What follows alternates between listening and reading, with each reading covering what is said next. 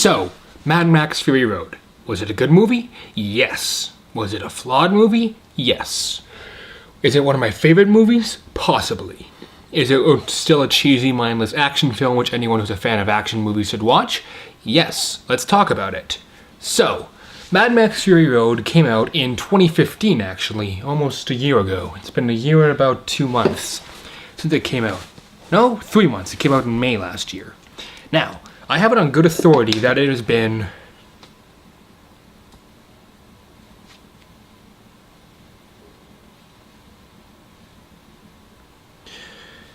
Let's see, it's been...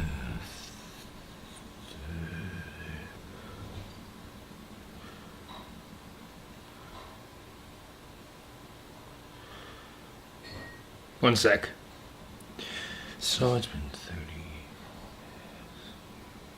36 years since the original Mad Max came out. And as such, it has been...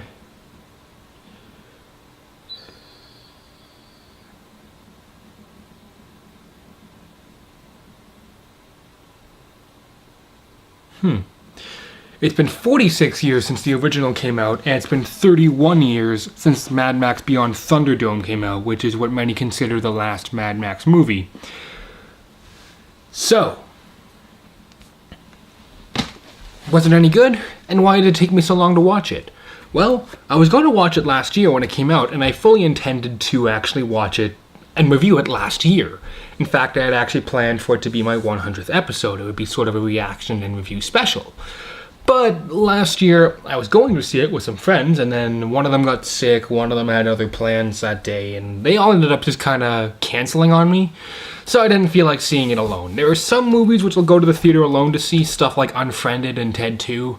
But those are movies which either it was the middle of summer, no one else was around, and I was bored out of my mind, or no one wanted to see, but I still really wanted to see, and only one of those two movies was actually good. You guys guess. So, where did I end up watching this? Well, on my trip, I had a 40-hour plane ride, so I had to watch a lot of movies to pass the time because I couldn't sleep.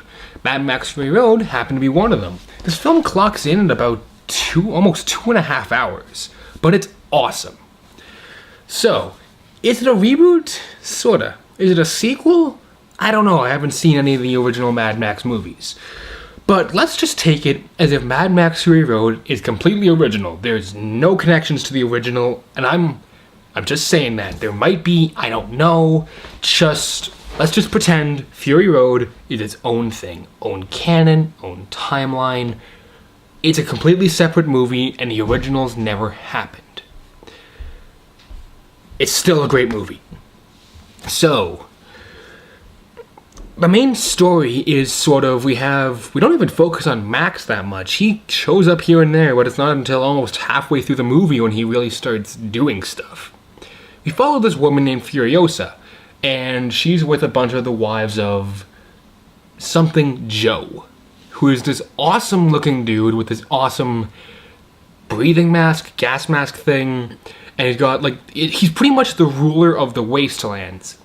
Or, no, that's in the video game. He's the ruler of this one section of land where they have all the water, they have all the food, and essentially, he just controls everything. And everyone else is forced to serve him because he gives them water, he gives them food, yada yada yada. And the story opens with Furiosa going off to try and get more bullets and more gasoline, or gas.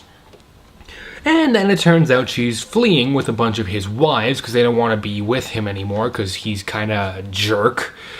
And of course, he sends off all the war dogs, war dogs I think is what they're called, to get them back. And Max happens to have been captured by one of them and is tied to the front of a car, and one of them is literally draining Max's blood and injecting it directly into himself. Yeah, this is a weird movie. This is a very weird movie. I'm not gonna lie. So anyhow, Max escapes. He ends up meeting up with them. They decide, hey, let's work together to get out of here. Go back to the green place is what it's called. And when they get there, there's nothing. We wasted literally almost an hour and 45 minutes for nothing. There's no payoff. There's just a bunch of old grannies there. That's it. it doesn't really further the story, it doesn't really further the plot, it just kind of seems depressing more than anything. So what are they going to do for the next almost an hour? Well, they're going to turn around and go back. Yeah, the story is one of this movie's biggest flaws. They spent half the movie getting away from this place, which they talk about being so terrible, so horrible, and all of a sudden they decide, hey, let's go back. Granted, they plan to go back, kill Joe, kill all the war dogs, and then take over it, but you spent half the movie getting away from it. If you guys really wanted to just conquer the place, why didn't you just do that in the first place?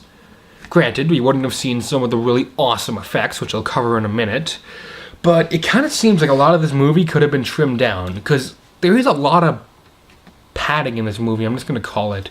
There's a lot of stuff in this movie which really is there because it's supposed to look cool. And don't get me wrong, it looks awesome. I thought it was amazing. But if they cut out a lot of this movies like, just stuff that has nothing really to do with anything, this movie probably would have been that much better, and as such, they don't explain a whole lot in this movie. So, what do I mean by that? Let me put it this way. They don't really explain what happened to the whole world, which made it turn the desert wasteland, which we all know and sort of love. They don't explain who Joe really is. They don't explain who Furiosa is. They don't explain who Max is. The most they say about Max is he was a cop. And this random little girl keeps showing up like, you should have protected us. I'm going to make the assumption that she was his daughter. I'm making that assumption. I could be totally wrong. So, I don't really know. They don't explain a whole lot. They don't explain a lot about what they believe. They keep talking about Valhalla. They say stuff like thunder up. Like, they say all these really weird things, which kind of seem to mean like, let's go or get ready in their culture.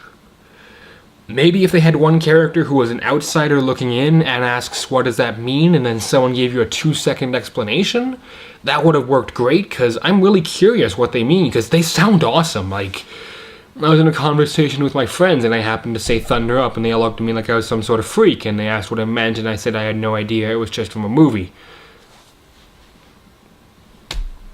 So, yeah, the writing... The story, is kinda flawed. And that's mainly the movie's big problem. The characters are actually pretty interesting. Joe, I thought, was an awesome villain, and I really wish they hadn't killed him, even though they did kill him in a totally awesome way. And I want to learn more about him, even if it's through a comic book backstory. Max is pretty awesome. You feel bad for him. You can see and feel what he's lost, and you want him just to try and get past it. You want him to grow past this. You want him to move on because you feel so bad for him. Anyhow, the Furiosa, she's a pretty awesome hero, and I thought we need more characters like her. I really want more, well, for lack of a better term, badass female characters who have personality and depth, who fight for what's right. Kind of like Katniss in the first Hunger Games, and a little bit in the second, and in the third one, not really, and I haven't seen the fourth. We need more characters like that in movies, in media. We need more strong female characters, is what I'm saying. That's what we need.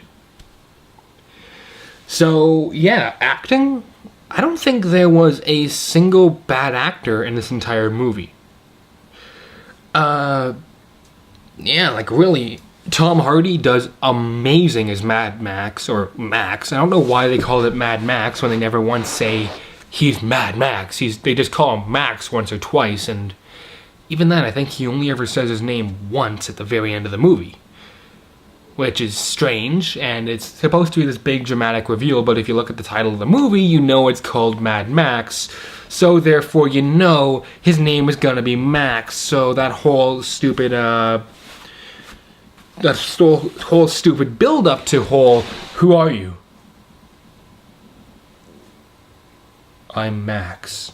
It's cool, but it's predictable. You already know he's Max, so that whole scene kinda goes nowhere. But it did look cool. And we have all these really weird side characters. Like, you know what, just give me a second.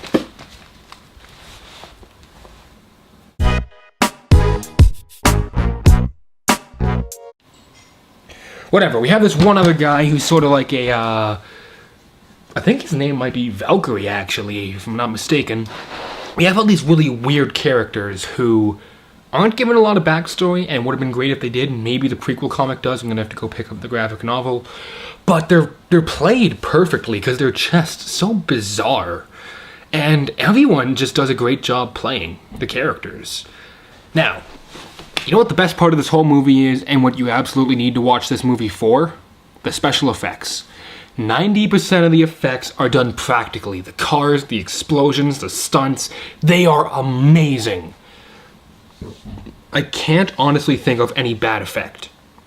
Guys, when they're jumping around or swinging on poles, or they have one guy playing a guitar which is shooting out fire on top of a war rig, or they're blowing up everything, it's done awesomely because it's also overblown and off the rig and off the wall, but it's all done realistically. It's barely any CG, and it looks amazing. Music's awesome. The score is fantastic. Camera work is great. Lighting is great. If I had to point out one negative, aside from the film having some padding, it would probably be some of the content. This movie's rated PG-13, and we have a scene with a woman who is pregnant getting run over by a truck, and then having her stomach cut open and the baby taken out, and then presumably eaten. We have people who essentially drain their blood and inject it into other people. We have scenes of, well, Immortan Joe, after he's dead, the people eat him. We have some pretty graphic violence. So, I'm not complaining about this, I'm just giving you a warning. If you don't like that stuff, don't watch this movie. It probably shouldn't have been PG-13, in fact, it may have been R. I'm 90% sure it was rated R in America, but in Canada, yeah, it's rated R here, but I think it's 14A in Canada, because we don't care about anything. Deadpool's rated 14A on DVD. Like, who cares here? So, yeah, it's not exactly the most family-friendly movie, but it's Mad Max, and it's made by George Miller, so what are you expecting? So, can I recommend the movie? Oh yeah, guys. 3 raptor claws out of 4. The only reason it doesn't get 4 is because of the things I mentioned. You know, the story's a bit slow at some points. There's a bit of stuff they could have cut out. But I will give this movie credit. Not only is it one of the best action movies I've seen in a long time, it's one of the few movies that has a good video game based off the movie. You guys, the Mad Max video game is so much fun. It's kind of like it's kind of almost like Uncharted and Assassin's Creed mixed with Grand Theft Auto, mixed with Mario Kart in a way, because you can customize the car, but as if Mario Kart was rated M, because you can drive around shooting and harpooning people. And it's a completely original story, so I think it takes place after the movie, and it's a ton of fun. And I have only rented it once, and I've wanted to rent it again, but the place where I rent games from, it's been rented by other people, so I'll probably pick it up at Fan Expo this year. So, yeah, if you haven't seen Mad Max Fury Road, go out, pick it up, check it out, rent it, download it. I'm going to have to buy it at some point, because it was a great movie. Although, my dad thinks it's one of the worst movies he's ever seen.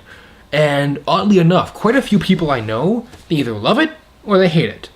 I loved it. So maybe you'll have a different opinion, I don't know. Leave a comment below telling me what you thought. And guys, until next time, this is the Meteoraptor saying keep cool, and I will see you guys around. Later.